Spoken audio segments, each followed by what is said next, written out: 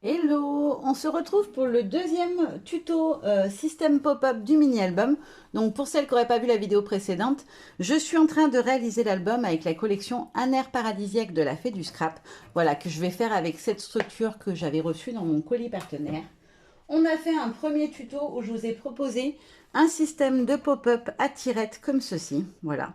Donc vous pouvez le retrouver sur la chaîne. Je vous mettrai peut-être, si j'y pense, en barre d'infos le lien vers le premier tuto.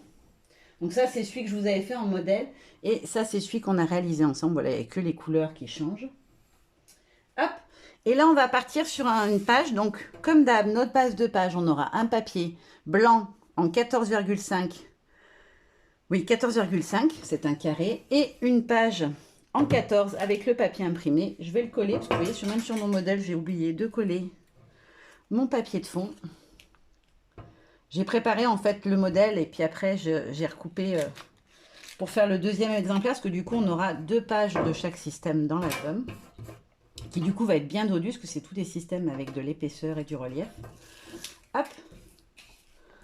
Alors je vais mettre celui-ci. Je me disais tiens il n'est pas droit quand je voulais montrer mais en fait c'est normal, c'est parce qu'il n'était pas collé. Hop là. Donc on a notre base comme je vous l'ai dit. Donc je vais faire celle de la deuxième version comme ça. Tout est collé et je vais vous montrer le système qu'on va faire ensemble. Alors c'est un système que j'avais déjà utilisé dans un album que j'avais fait pour mon ancienne DT Sibella. Voilà un petit album avec un dépliant avec des encoches quoi. Vous allez voir tout de suite. Donc là, ah mince, j'ai collé sur le blanc. Bon, je vais essayer de me positionner vis-à-vis de la hauteur du scotch. Nickel. Donc celui-ci, j'en ai pas besoin. Donc le système, c'est celui-ci. Donc c'est un petit dépliant comme ceci. Vous allez voir, c'est pas compliqué du tout. Ça a l'air, mais pas du tout. En fait, c'est juste, on va tracer un cadre et puis après, on va venir découper certaines parties. Hop. Donc ça, je peux y mettre de côté tous les petits morceaux. Alors, oui, ça fait beaucoup de petits morceaux, ne vous inquiétez pas, je vais vous donner toutes les quantités tout à l'heure. Là, je vais prendre mon tapis de traçage. Hop. Donc, je trace sur l'arrière. Parce que comme ça se verra pas trop, même s'il est recto verso, le motif. Où est-ce que j'ai mis ma grande règle? Aïe, je viens de me cogner.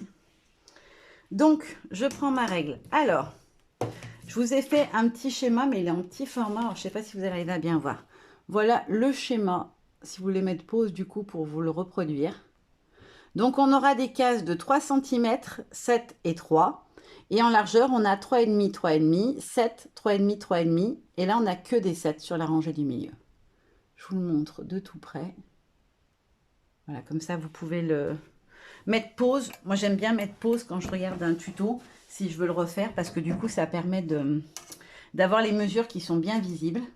Donc là, je vais commencer par faire d'abord mes traits verticaux. Donc là, je me mets à 3,5. 1, 2, 3 et demi. Hop. Ah non, je suis obligée de faire les traits dans l'autre sens. Suis-je bête? Oui, parce qu'il y a des cases où on ne met pas les 3,5. Donc là, je vais faire un trait d'abord à 3 cm. Donc faites bien dans cet ordre-là, sinon vous ne saurez pas à quel endroit il faut aller jusqu'au bout et aux autres où il faut s'arrêter à l'étage du haut. Donc 3 cm. Et ensuite 7 cm. 1, 2, 3, 4, 5, 6, 7. Hop, ici.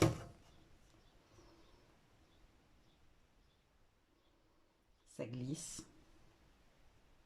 Là, on est pas mal, la règle. Hop, nickel. Et donc là, donc on se retrouve avec deux parties de 3 cm et une de 7 cm de hauteur. Et ensuite, on peut venir faire dans l'autre sens. Donc là, on va venir mettre 3,5 sur le haut et sur le bas. Pas sur la partie du... Oula, je fais des traits dessus en plus. Pas sur la partie du milieu, là, on ne trace rien. Ensuite, on se redécale de 3,5. Donc 1, 2, 3. Hop là. Et là, on trace sur toute la hauteur. Puis, on se décale de 7. 1, 2, 3, 4, 5, 6, 7. Et là, pareil, on trace sur toute la hauteur, celui-là de trait.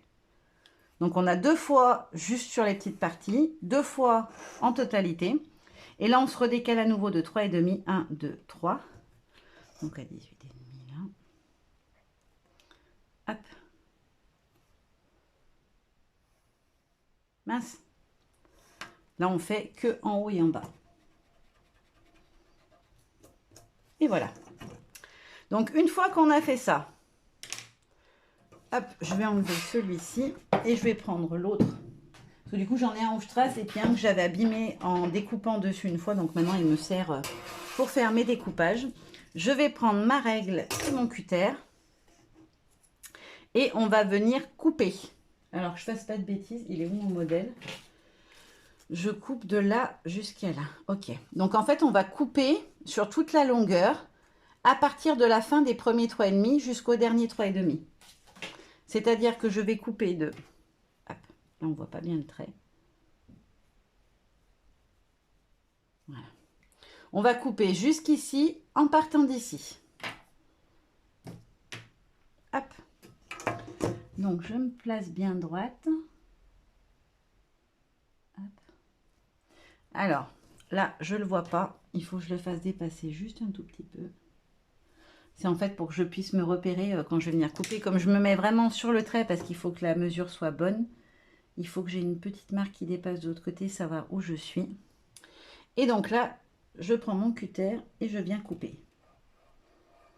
Essayez de couper bien droit, sinon ça va vous gêner au moment des pliages. Hop là. Donc là, on est bon. Alors, je me suis décalée un tout petit peu. Et vous voyez, du coup, ça frotte un peu. Donc, ce que je vais faire, c'est que je vais revenir retravailler ce petit trait tout seul. Juste à partir d'ici. Alors, il faut y aller doucement parce que souvent, ça abîme le papier. Voilà. Je pense que là, on frottera plus ou presque. Si, encore un petit peu.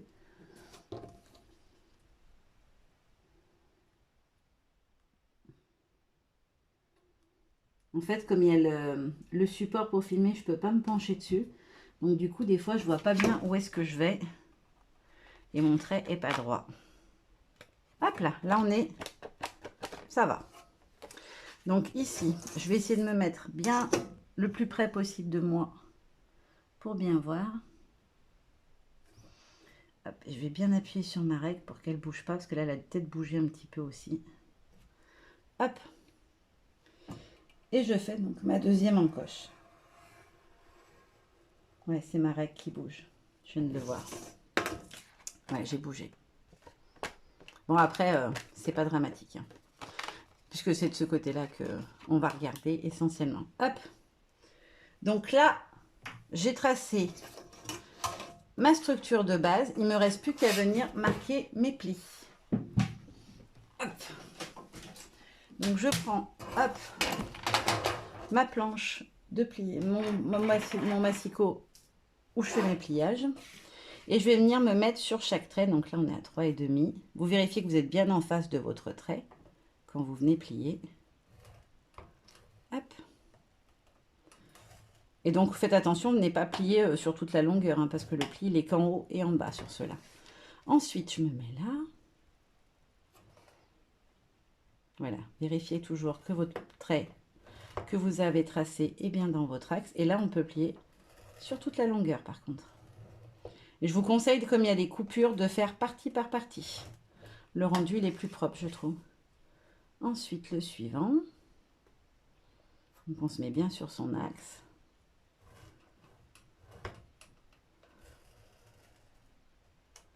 Hop là. Et là. Hop. Vérifiez bien toujours que vous êtes bien droit. Parce que des fois, on bouge ou le papier ne se met pas droit. Il faut vraiment que vos plis soient nickel. Sinon, il ne fermera pas correctement à la fin. Donc voilà, on a fait tous nos pliages. Et on va devoir obtenir ceci. Ah, j'ai oublié de... Non, est-ce qu'on plie là ou pas? Non, on ne plie pas. Non, on ne touche pas. C'est tout bon. Donc là, on fait pli montagne, pli vallée, pli montagne. Voilà, ça va se plier comme ceci. OK? Là, on plie vers l'intérieur, celui-ci. Toujours dans le sens opposé des petits. Et là, de ce côté-là. Hop. Et on fait pareil. Ici, donc, pli montagne, pli vallée, pli montagne. Et voilà. Notre structure est faite. Ensuite, on vient appuyer. Hop.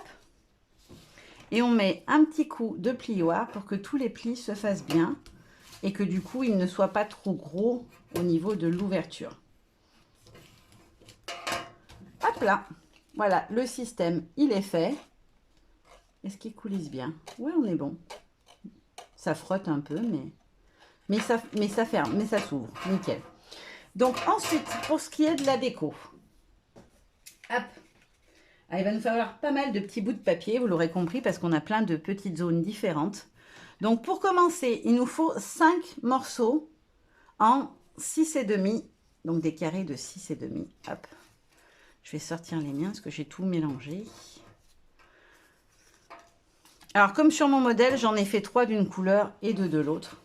Voilà, pour faire une alternance. Lequel j'ai envie de mettre dessus? Comme ça. Alors après, vous choisissez le sens. Donc, 2 comme ça. Et un au milieu. Je vais les coller parce que c'est assez rapide à faire. Je ne collerai juste pas avec vous tous les tout petits morceaux parce que sinon, ça va prendre très longtemps. Donc là, je vais me préparer mes bouts de scotch. Hop. Je vous conseille de d'abord coller les grands carrés. Ça vous délimitera mieux les zones en fait. Hop. Alors n'hésitez pas à le remettre à plat quand vous collez. C'est mieux pour se positionner correctement. Donc on centre un maximum. Et après on essaye d'aligner les suivants. Donc je vais tous les coller. Comme ça c'est fait. Hop.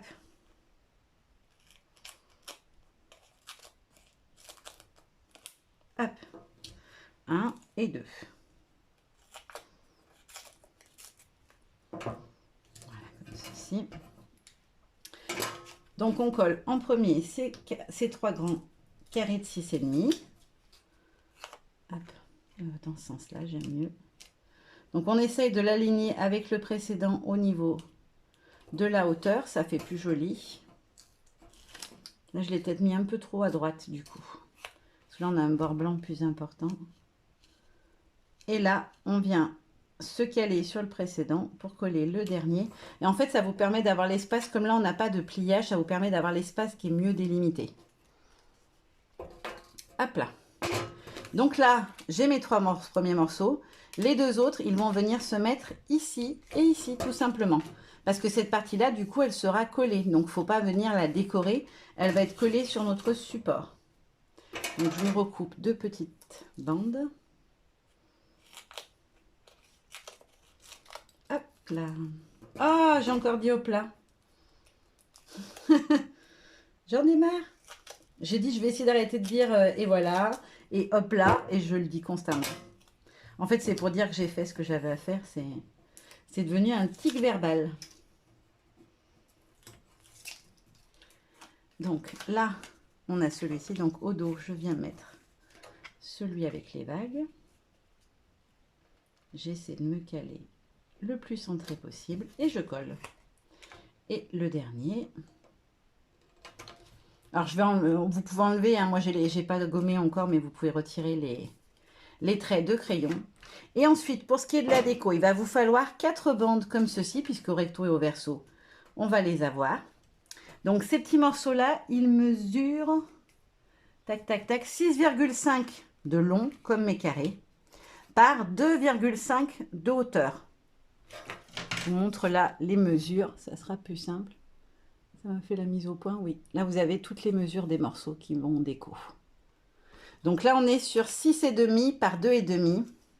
Et il vous en faut donc 4. Et après, il va vous falloir 14 petits morceaux qui mesurent, eux, 3 cm de long par 2,5 de hauteur, qui vont venir habiller toutes les petites cases comme ceci. Voilà. Donc, je pense que là, c'est compris. Je pense pas qu'il y a besoin de tout vous coller. Ça, c'est pas très intéressant. Donc, je pense que je vais m'arrêter là pour ce tuto-là. Mais voilà. Après, il va vous falloir habiller donc ces 2 bandes-là. Tous ces petits carrés, là, comme on a 4 et 4, 8. Et ensuite, pareil, on vient habiller les deux bandes ici. Hop, ça se plie pas dans le bon sens. Les deux petits ici. Les deux là et celui-là. Celui-ci, bien évidemment, on ne vient rien coller. C'est la partie qui va se coller sur notre structure. Hop là. Donc voilà pour ce petit système de dépliant. J'espère que ce petit tuto vous aura plu. On se retrouve du coup dans 2 jours pour le 3e tuto. Bye bye, plein de gros bisous.